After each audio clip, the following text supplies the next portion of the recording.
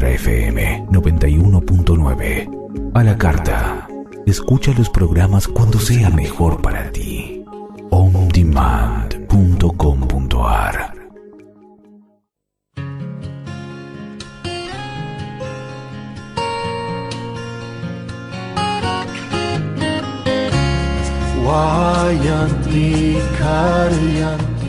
Hola, muy buenas tardes a todos los oyentes de Mantra FM 91.9. Soy Graciela Tarcibachi y estamos comenzando Yoga y mucho más en este día hermoso que tenemos acá en Buenos Aires, frío, ya se acerca el invierno por aquí, por estos lados. Bueno, hoy lo tengo, ahí lo estoy viendo, al doctor Salomón Rafael Shapiro. ¿Cómo estás, doctor? Bien, ¿cómo estás, Graciela? Bien. Y bueno, arrancamos rápido porque tenemos un tema muy extenso, muy lindo, que nos llena el corazón, el fuego magnético del corazón y la nueva humanidad. Tema muy interesante y tema muy amplio, muy amplio. Te voy a presentar por si hay alguien que nos sintoniza por primera vez, pero bueno, ya hicimos muchos programas. Pueden encontrar esos programas en mi canal de YouTube que se llama Graciela Tarcibachi. Hicimos temas muy interesantes con el doctor. El doctor Salomón Rafael Shapiro es médico clínico homeópata, egresado de la Escuela Médica Homeopática Argentina, donde cumplió funciones docentes, y participante de la Academia de Homeopatía Herin, donde también fue docente. En los últimos años se capacitó en medicina sintergética, incorporándola a su práctica clínica, cumpliendo funciones docentes y organizativas.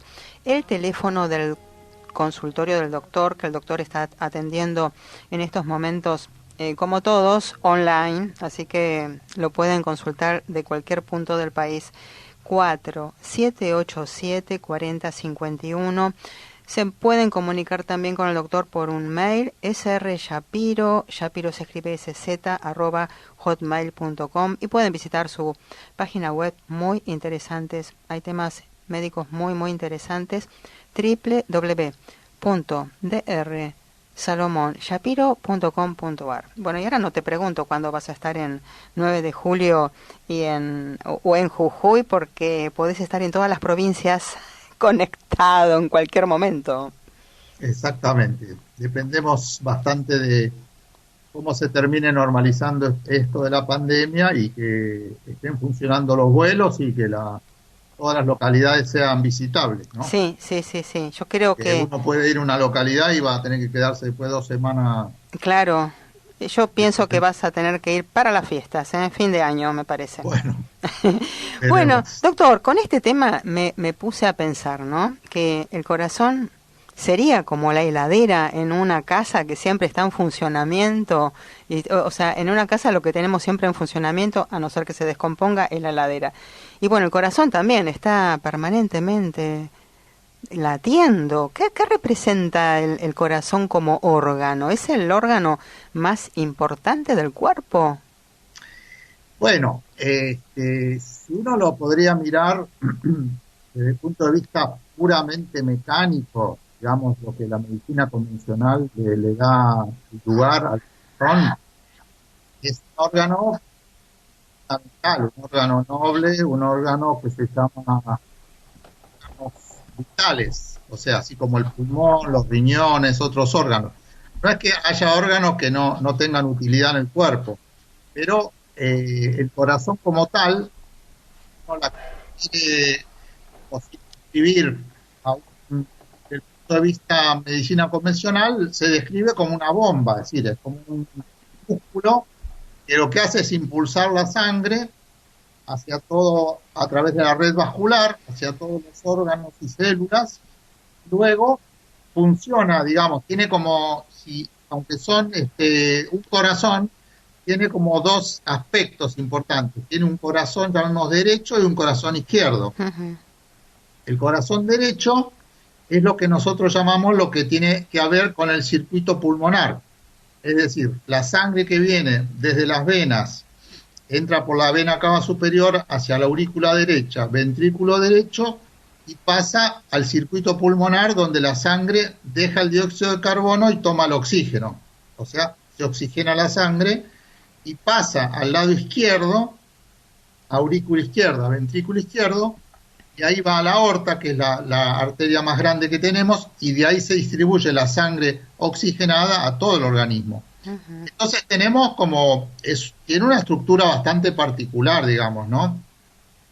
Porque es una bomba, tiene 4 válvulas, tiene un sistema de conducción eléctrico, es decir, que esto que hablamos de que impulsa la sangre, lo que nosotros llamaríamos la sístole cardíaca, que es el momento que expulsa la sangre, que se comprime y expulsa la sangre, y un fenómeno de relleno que llamaríamos la diástole, que sería como contracción y relajación, digamos. Ujú. Son 2 polos. Pero esto no se da de cualquier manera, porque si no sería un incordio, lo que se llama, ¿no? Propiamente. Es decir, que está todo sincronizado y con ritmos para que se den tiempo y forma. Por eso ahí tiene su propio sistema de conducción eléctrico y tiene incluso un marcapaso. El marcapaso fisiológico, que se llama el nodo sinusal, que está ubicado cerca de la aurícula derecha, que es el que da una frecuencia normal de pulsaciones, que está entre 60 y 100 por minuto, ¿verdad? Eso sería como lo normal. Ujú. Entonces, si uno lo viera así, diríamos, bueno, más allá de eso, digamos, otras funciones no presentaría, aunque luego vamos a ver que en toda la literatura, en la filosofía y en todas las tradiciones espirituales es mucho más que esto que estamos relatando, ¿verdad? Ujú. Incluso a nivel popular uno encuentra muchas frases referidas al corazón que hablan de otro tipo de dimensiones que abarca el corazón. Sí. ¿Duele el corazón? Bueno, justamente, como muchos otros síntomas, aunque hay muchos otros órganos tienen también sus manifestaciones, pero el corazón en ese sentido es bastante silencioso. Lo que solamente cuando está ya en un grado de desequilibrio, de función importante, empieza a manifestar síntomas. Por ejemplo, que la mayoría de la gente conoce es el famoso dolor a nivel de la zona del tórax, a nivel cerca del esternón, la zona media, que la gente en general cuando tiene un dolor así se asusta, aunque mayormente no se trata de un dolor cardíaco, sino se trata de un dolor que toma la parrilla costal, o sea, el esternón y las costillas, por las costillas hay unos nervios que se llaman intercostales. Sí. Pero en realidad el dolor cardíaco es un dolor muy penetrante, un dolor muy intenso, un dolor que quita el aire, un dolor, digamos, que puede llevar a síntomas, por ejemplo, que se irradie el dolor hacia el brazo izquierdo, puede haber mareos, palpitaciones, cambio de coloración en la piel, etcétera, falta de aire, es decir, que cuando uno piensa en el corazón, claro, lo piensa en un cuadro muy agudo, ¿no? En un cuadro de insuficiencia cardíaca o coronaria, donde está todo muy evidente, ¿no? Y donde es una emergencia, por supuesto. Cuando aparece ese cuadro, es un cuadro que necesita urgente internación y control en unidad coronaria, ¿no? No avisa, o sea, no avisa de antes. O sea, sí, va avisando. Lo que pasa es que uno a veces no va escuchando los mensajes. Claro. Va avisando. O sea, empieza, por ejemplo, con una pequeña disnea de esfuerzo. Quiere decir que uno empieza a sentir que le falta el aire cuando hace un pequeño esfuerzo, cuando sube una escalera, o empieza a sentir después que camina 2 o 3 cuadras y se empieza a cansar, o puede ser que empiece a sentir un pequeño dolorcito, puede haber dolor de cabeza, es decir, una sensación de palpitaciones, como una pulsación, digamos, en la zona del cuello, en otras zonas, pero en realidad, como en general, si no tenemos un detonante, que sería, por ejemplo, hacer una actividad física intensa, una comida muy copiosa, o una emoción fuerte que esté detonando algo a ese nivel, digamos que más o menos el corazón se lo arregla. Sí. Pero, ¿qué pasa? En algún momento, es decir, si estamos pasando situaciones de estrés, supongamos, no sé si vamos por ese lado. Sí, el estrés, cuando, ¿en qué medida afecta el estrés al corazón? Bueno, Porque uno puede, o sea, en general la mayoría de las personas están estresadas y sienten esos dolores, pero bueno, van al médico y lo descartan, ¿no? Pero bueno, uno no sabe si cuando es descartable o cuando realmente necesita una atención. bueno, por supuesto. ¿De qué manera afecta? Digamos, el corazón está básicamente manejado, controlado por el sistema nervioso autónomo, lo que llamamos simpático parasimpático, es decir, es como el cerebro interno que tenemos en el organismo, Sí. que también controla la respiración, la circulación, la digestión, etcétera, etcétera. Cuando nosotros estamos en situación de estrés, que es un tema que probablemente abordemos el mes que viene o el otro, con más detalle, se activa. ¿Qué quiere decir estrés? Que nosotros tenemos una sensación de algo que nos alarma, que nos pone en estado de alerta ante una situación que da miedo o que puede ser peligrosa, o que nos trastoca lo que esperábamos de una circunstancia, supongamos. Entonces eso activa nuestro sistema autónomo en la polaridad simpática, lo que se llama. ¿Qué quiere decir? Que nos preparamos para la lucha o para la huida. Es una reacción muy primaria que tenemos ante los peligros. Esto se fue armando en millones de años en nosotros como un mecanismo de defensa ante los peligros del medio ambiente. Pero esa es una respuesta como instintiva, que no es pensada, no llega acá, digamos, al cerebro. Y entonces, cuando uno está sujeto a ese tipo de condiciones, pero en forma muy frecuente, muy reiterativa, va cargándose el corazón en cuanto a que empieza a trabajar más el sistema simpático, así que el corazón empieza a aumentar la frecuencia, la contractilidad, tiene que hacer más fuerza para bombear la sangre porque las arterias empiezan como a constreñir, digamos, y porque la sangre va a ir a parar, digamos, a los lugares, supongamos, al aparato muscular para que uno pueda atacar, huir. ¿Qué pasa? Si con el tiempo eso sigue adelante, se genera luego una compensación y el corazón se agranda y luego no da abasto, o por los factores estresantes o por los hábitos de vida, como vamos a ver, se generan obstrucciones a nivel, especialmente de las arterias coronarias, que son las que irrigan el músculo cardíaco, y eso es lo que produce el espasmo de esas arterias o la obstrucción o por trombos de esas arterias coronarias, es lo que produce lo que comúnmente llamamos la angina de pecho y luego el infarto del miocardio, ¿verdad? Ahora, eso todo es como una secuencia que se va dando, no es que se da de golpe, ¿no? Sino que se va dando con el tiempo y si no hay ninguna corrección, digamos, tanto en los hábitos de vida como en la forma que la persona percibe sus circunstancias. ¿Se ve más ahora, se ve más patologías del corazón por la vida apurada que estamos llevando, o es porque hay más estudios para diagnosticar? Bueno, están las dos cosas.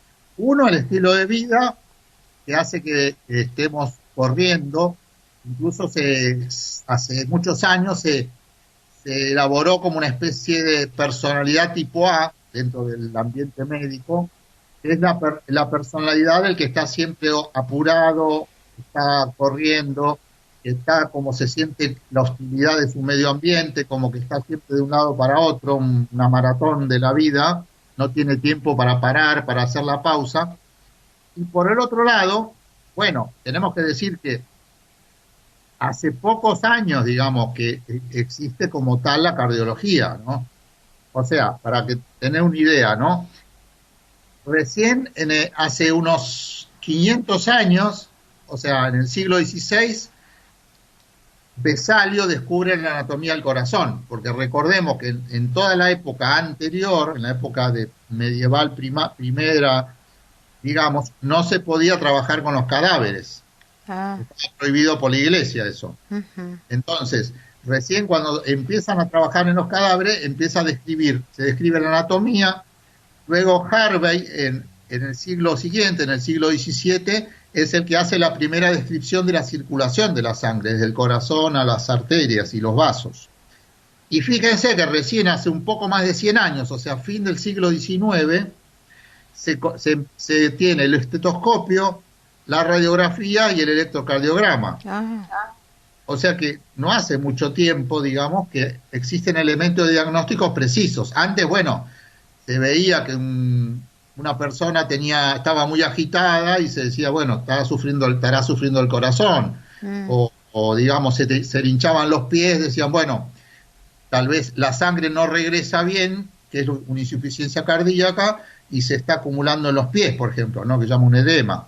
Claro. Pero era por aspecto clínico. Ahora, digamos, ha habido un gran avance, digamos, y especialmente en este siglo XX, digamos que, por ejemplo, para tener una idea, en los años 50, o sea, en 1950 y algo, se elabora el primer marcapaso. Es decir, ¿qué significa esto? Que cuando dijimos el corazón tiene un sistema eléctrico, cuando hay falla digamos, en cómo se transmite ese impulso eléctrico a todas las células para que se activen y se contraigan en tiempo y forma, entonces, que puede ser por una arritmia, extrasístole, es decir, hay diversas patologías, falla el marcapaso natural del corazón, que dijimos era el nódulo sinusal.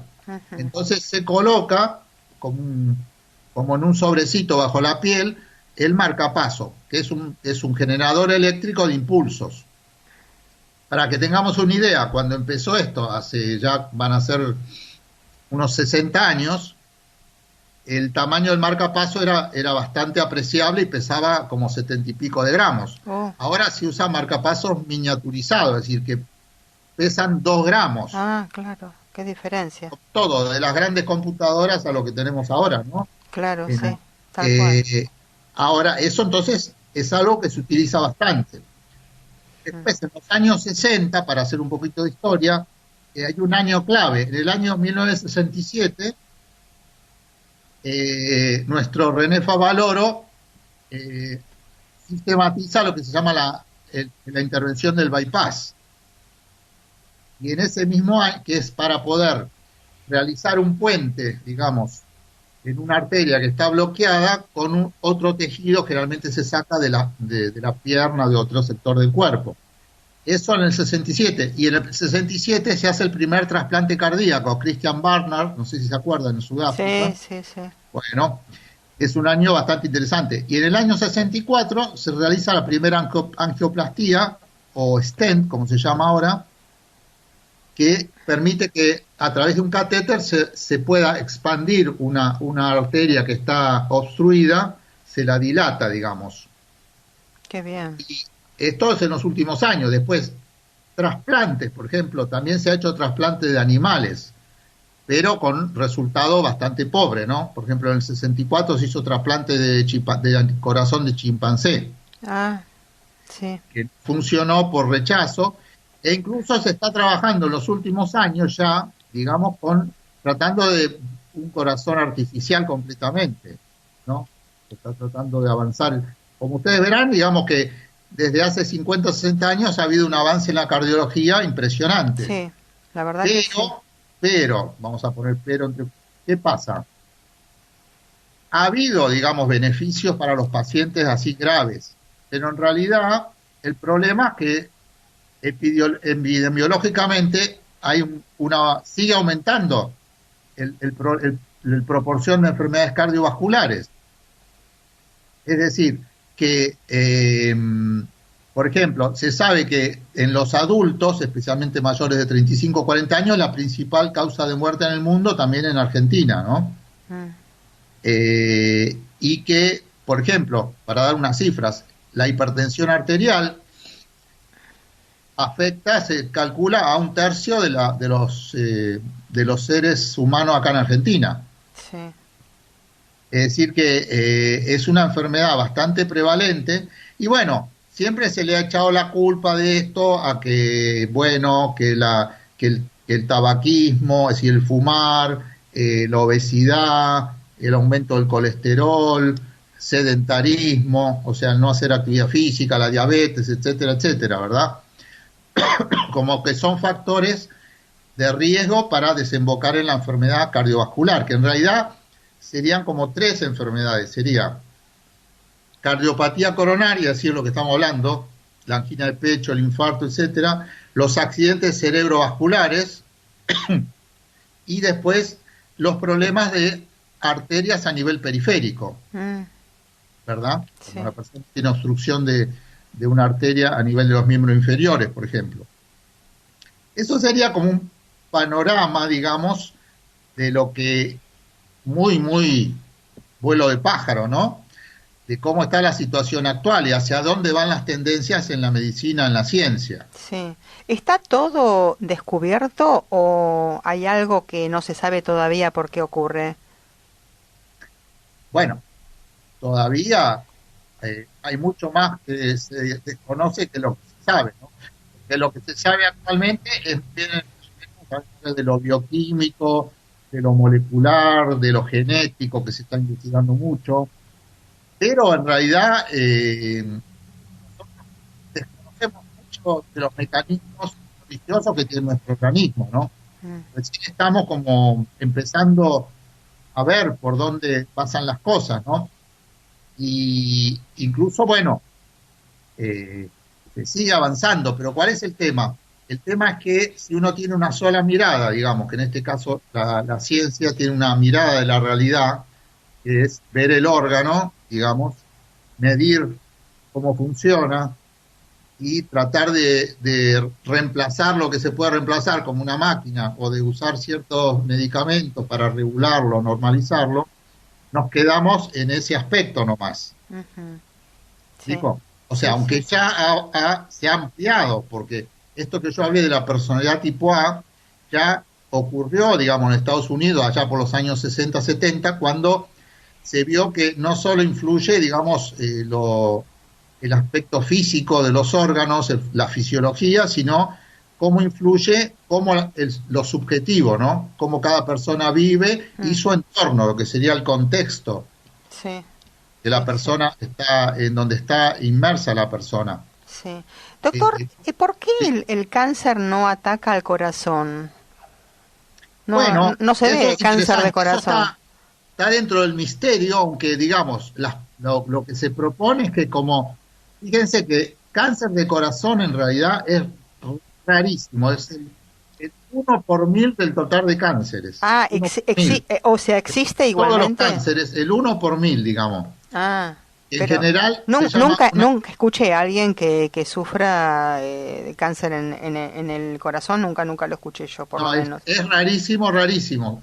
Se cree que los únicos que aparecen llaman angiosarcomas, que toman generalmente la aurícula derecha y el pericardio, que es la membrana que recubre el corazón. Lo que más suele haber son tumores benignos que se llaman mixomas. Se dice que el corazón, eso se dice a nivel de lo que es la mirada convencional, ¿no? No se enferma de cáncer porque estas tienen poca replicación, es decir, poca exposición a agentes cancerígenos, es decir, que no tiene la célula del corazón, cuando se dañan, no se reponen, como sería en un infarto, ¿verdad? Entonces, como no tiene replicación, tampoco se puede dar una proliferación de células. Sí, Eso es una mirada, digamos, convencional. sí, sí. Tendríamos que ver por qué el corazón está protegido como órgano, ¿no? ¿Cuál es la razón para que el corazón sea prácticamente el único órgano que no sufre de cáncer? Es decir, que tiene un sentido, llamémosle teleológico, una finalidad eso, ¿no? O un propósito. Sí. Doctor, ¿cómo es el corazón para la medicina tradicional china? Bueno, entonces, entrando ya dentro de otras cosmovisiones, nosotros habíamos estado hablando de los 5 elementos de la medicina china, Sí. recuerdan que estuvimos viendo, y nos quedaba por ver este que corresponde al elemento fuego. Es interesante porque los chinos hacen una correspondencia. El elemento fuego tiene que ver con el calor y con la luz también. Cuando nosotros prendemos un fuego, ¿no? Se ven dos fenómenos, calor y luminosidad o claridad. Así como el sol, ¿verdad? Nos da calor y nos ilumina. Y entonces el elemento fuego predomina en el verano, a la hora del mediodía, que sería el máximo del yang, llamémosle, de esa tendencia.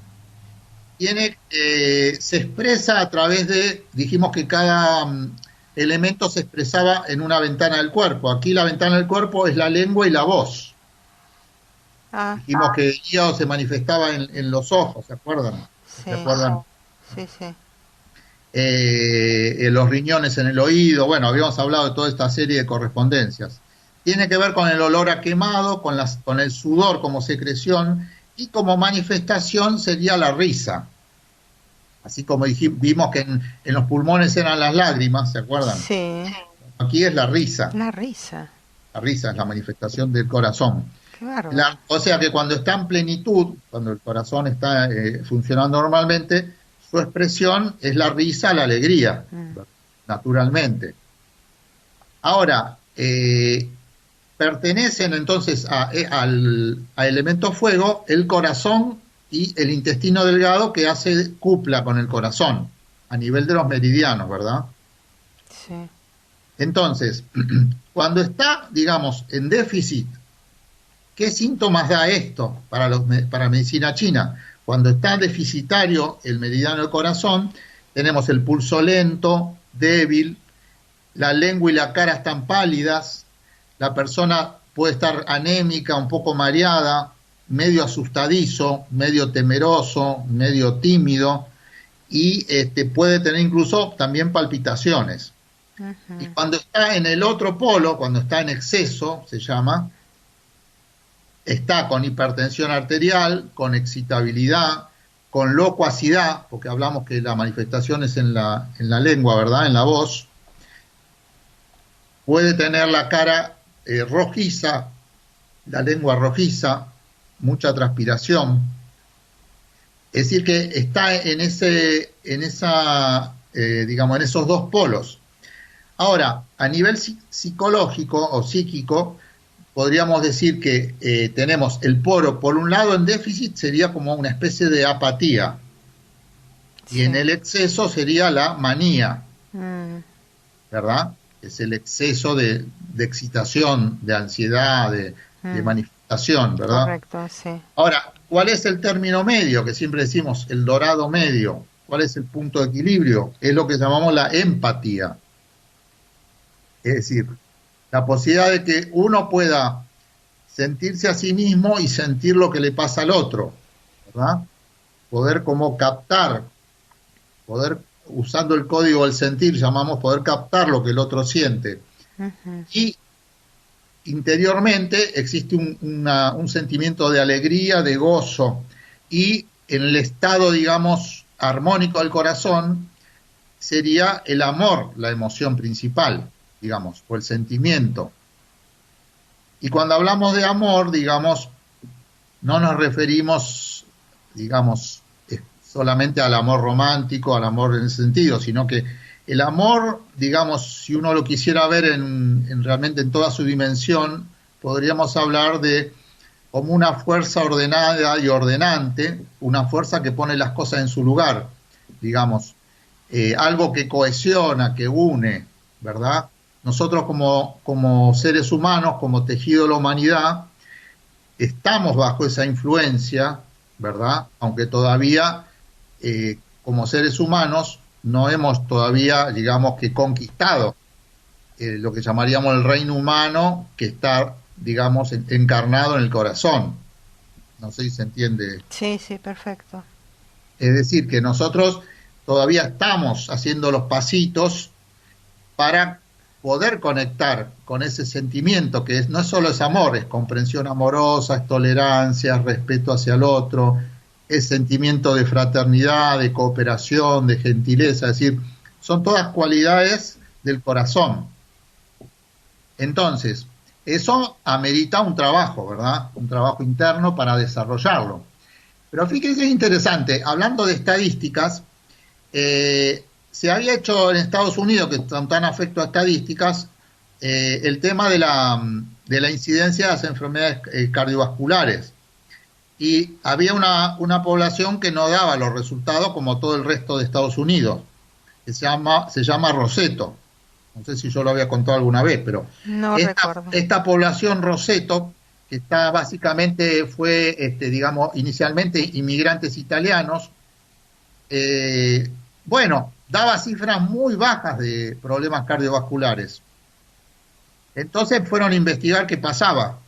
Y entonces empezaron a ver si era la alimentación, si era el agua, si era que hacían ejercicio, etcétera, etcétera, etcétera.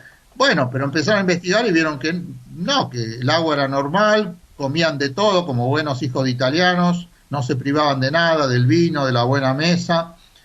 Y bueno, al final, ¿qué encontraron? Que era una población donde todo el mundo se saludaba en la calle, se invitaba a comer a la casa, se saludaba, tenían un clima de amistad entre todos. Y bueno, tuvieron que finalmente rendirse ante la evidencia de que ese era el factor protector cardiovascular. Qué bien.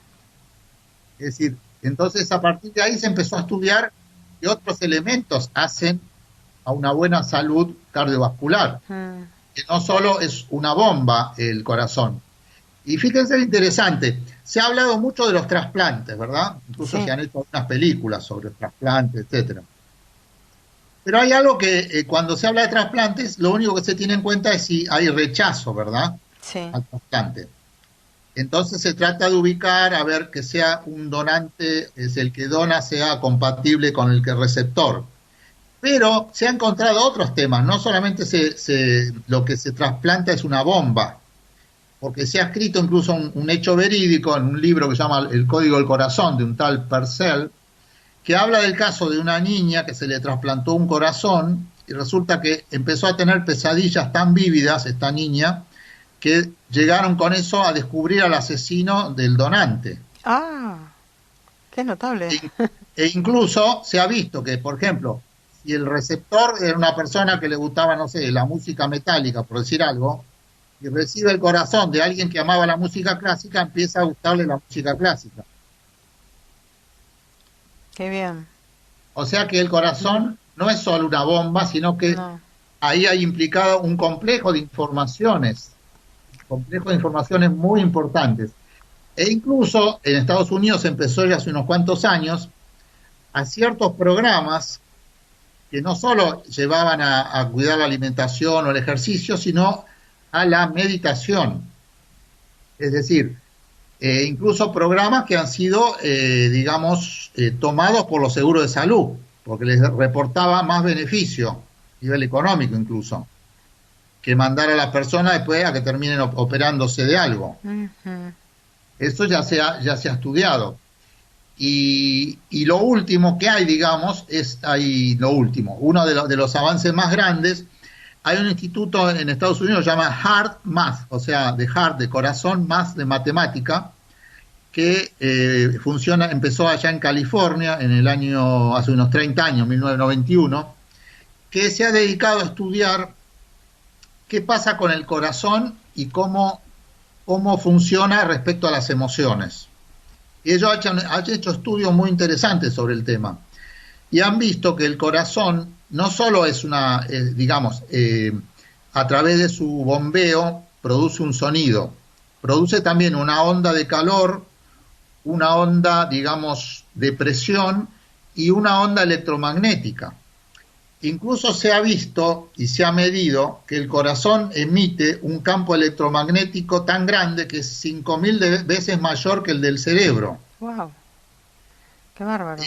¿Qué quiere decir esto? Que si nosotros estamos a 2-3 metros de distancia, nuestros campos electromagnéticos cardíacos están en relación. Entonces, ¿qué significa eso? Que si yo estoy con determinado estado emocional, ahora vamos a ver cuál, yo puedo transmitir ese estado a la otra persona, o viceversa, yo puedo tomar el estado emocional de la otra persona. ¿Me explico? Sí. Hay como un cambio a nivel de los campos electromagnéticos. Sí. ¿Cómo es eso? Claro, porque como el campo electromagnético abarca mucho más que nuestra área física, sino que se extiende a nuestro campo emocional. Y el campo emocional es mucho más amplio que nuestro campo, que el campo que percibimos, ¿no?, con nuestros sentidos. Entonces se ha visto lo siguiente, que cuando el corazón está, digamos, en un estado armónico, muchas veces tiene que ver con que tenemos lo que se llama una coherencia cardíaca, es decir, que por un lado hay una alineación entre el pensar, el sentir y el actuar, ¿verdad? Hay una coherencia. Y por otro lado, como que si hay una emoción, por ejemplo, que tiene que ver con el amor, con la gratitud, con la paz, Se te acelera más el corazón ahí.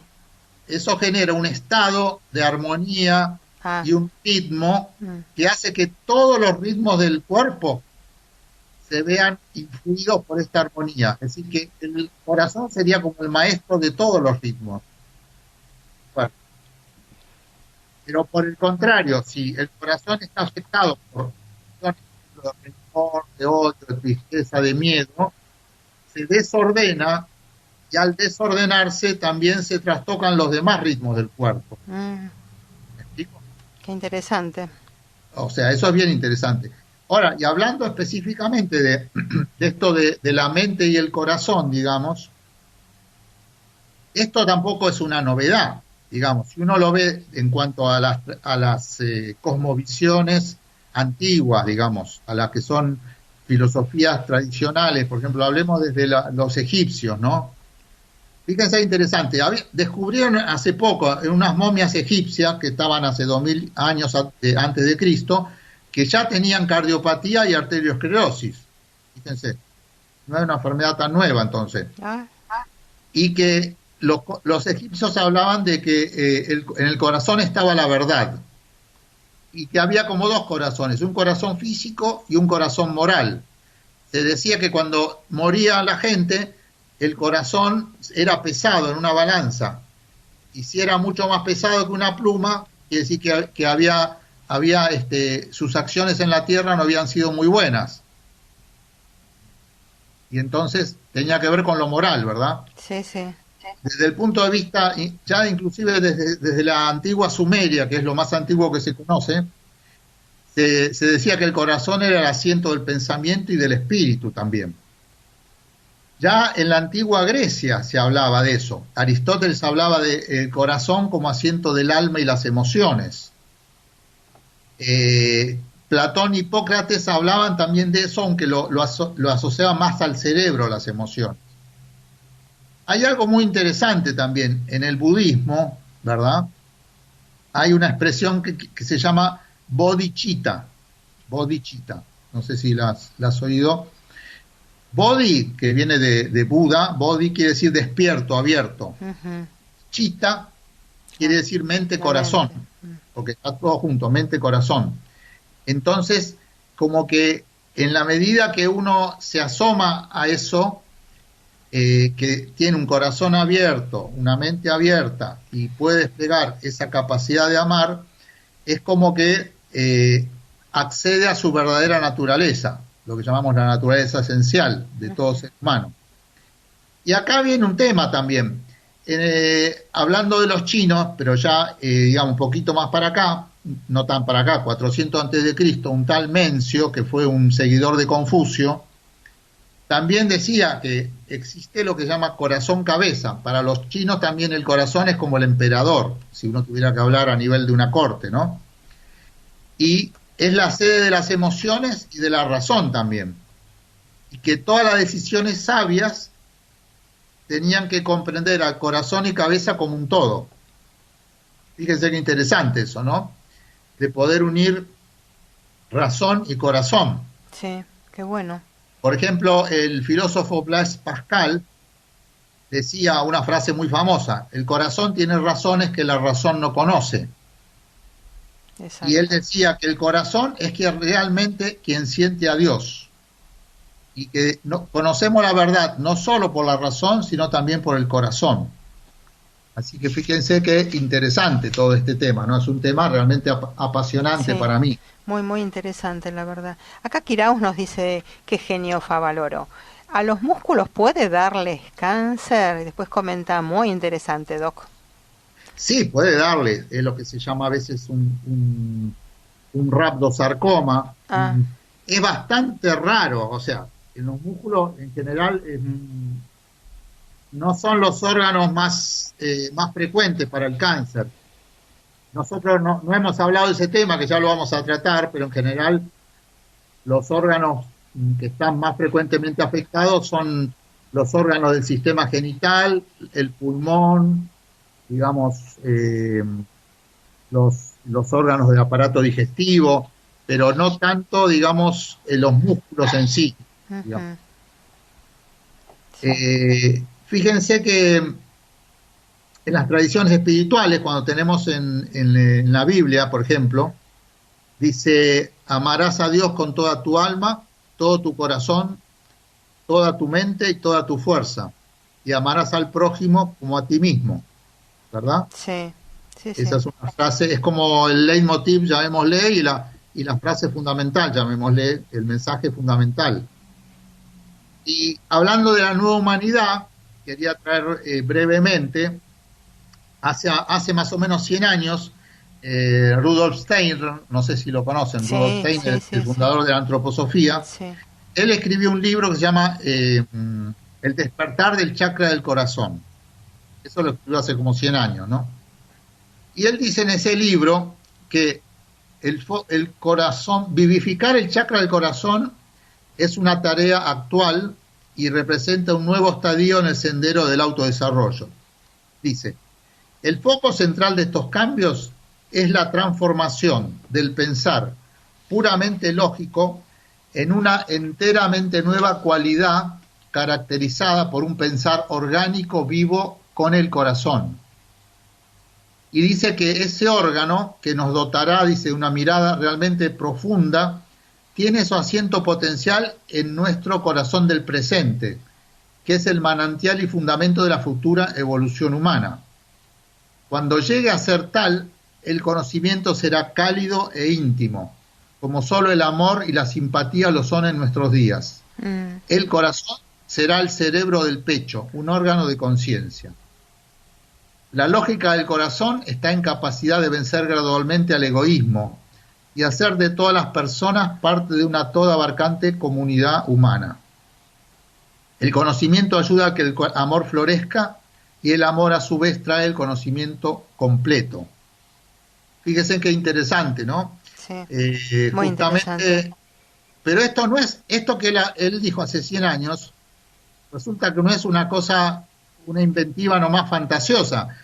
Ahora se ha encontrado que el corazón tiene realmente un cerebro, se encontraron 40.000 neuronas en el corazón. Por eso se habla de un sistema nervioso cardíaco. Qué interesante. Esto es algo de estos últimos 10, 20 años. Ujú. Fíjense cómo muchas veces las tradiciones espirituales se anticipan a cosas que luego la ciencia verifica. Sí, correcto, sí, sí. Sí, qué bien, qué bien. Doctor, ¿cómo trata la homeopatía los problemas, enfermedades del corazón? ¿Con homeopatía o usan también la medicación alopática? Bueno, yo debo decir que muchos pacientes que concurren, por ejemplo, para nombrar hipertensos, ¿no? Cuando uno comienza un tratamiento homeopático, por ejemplo, que ha dado el remedio indicado, la mayoría de las veces las personas terminan dejando la medicación que estaban tomando. Es decir, estoy haciendo muy paulatinamente, muy bien, va avanzando va normalizando, y finalmente la mayoría de las personas están dejando el tratamiento convencional, salvo que hayan tenido ya un estado bastante avanzado, ¿no? Ujú. Tomando, digamos, a la persona en forma individual, con sus síntomas, sus características, uno puede dar un remedio que armonice, que ayude a regular el funcionamiento cardíaco junto con las demás cosas que se reordenan, ¿no? Ujú, Y sí. ayudar a hacer cambios en el estilo de vida, en los hábitos y especialmente en el carácter. Que Fundamental. como hablamos antes, Tiene que ese ver. es un tema fundamental. Sí, sí. Es decir, si la persona, nosotros no habíamos hablado, pero hablamos de la madera del hígado, ¿verdad? Y la madera es la madre del corazón. Y cuando se dice no eche más leña al fuego, ¿verdad? El fuego aumenta cuanto más leña le ponemos.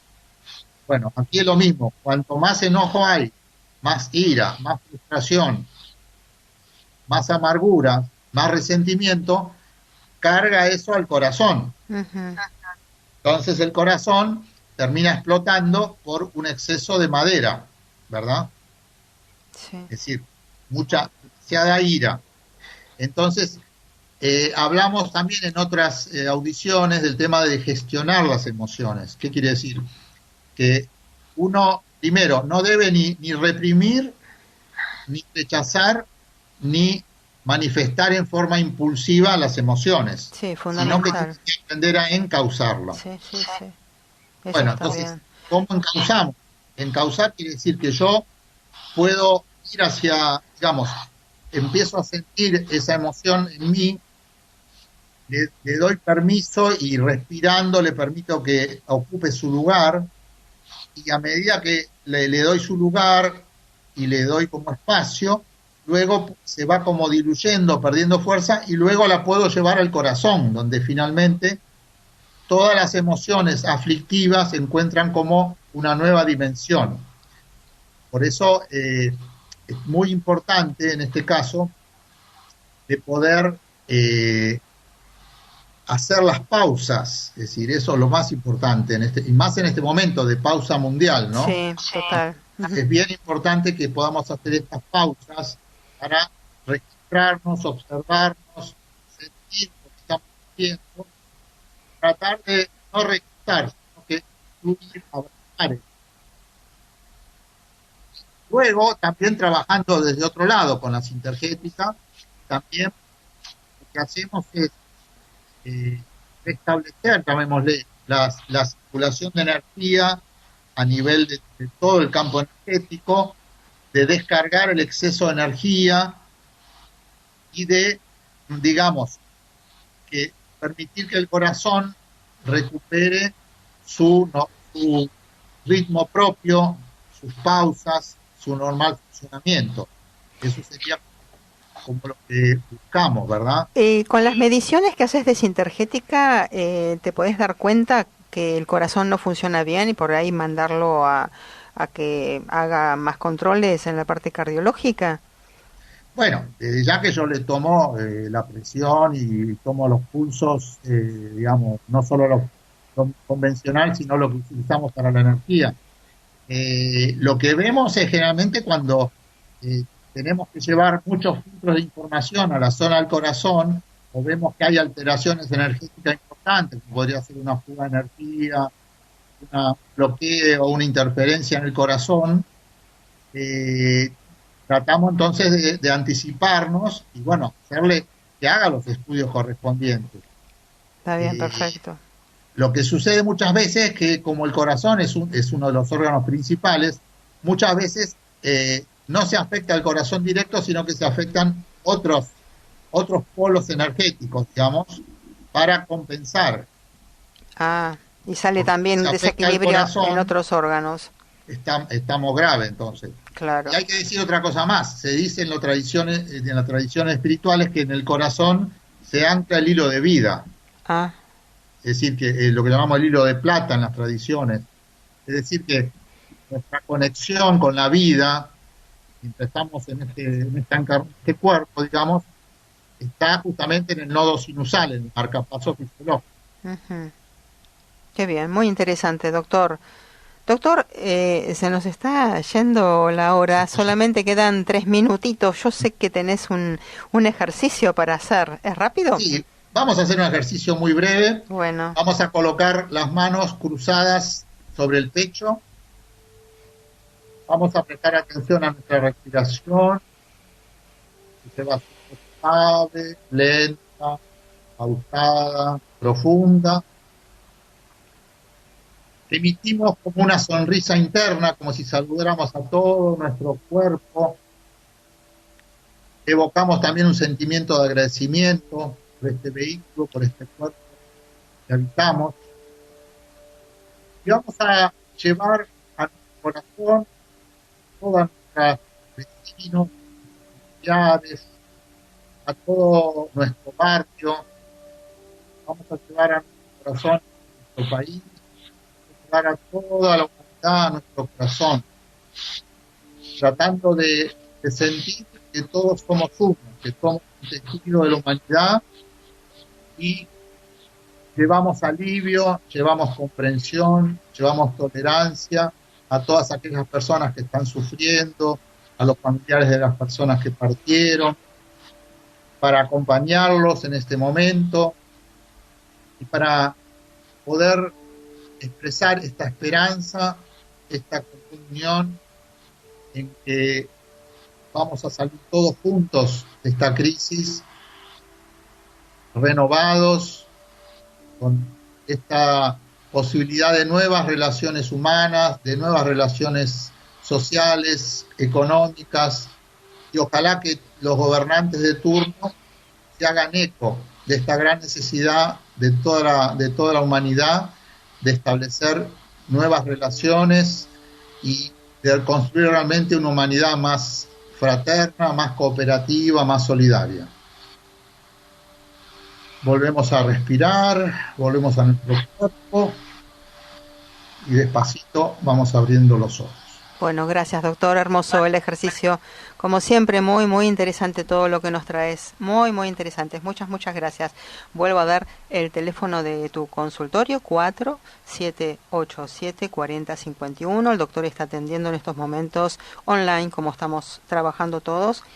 srshapiro@hotmail.com es su mail y su página web www.drsalomonsapiro.com.ar. Bueno, doc, muchas, muchas gracias. Acá Gina nos dice maravilloso. Kiraus también nos dice muchas gracias, doc.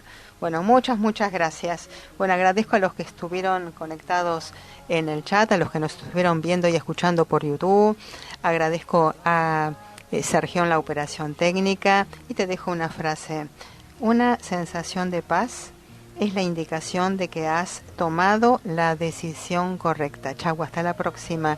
Que tengas una hermosísima semana y nos estamos escuchando y viendo el lunes próximo, 14 horas. Chau.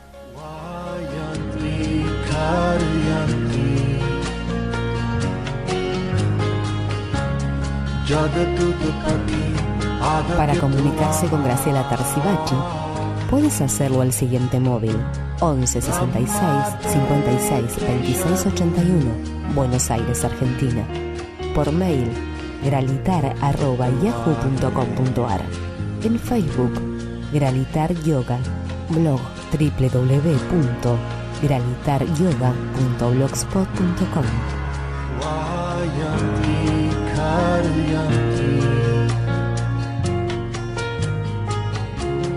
जगतुत पथि आगत्य तू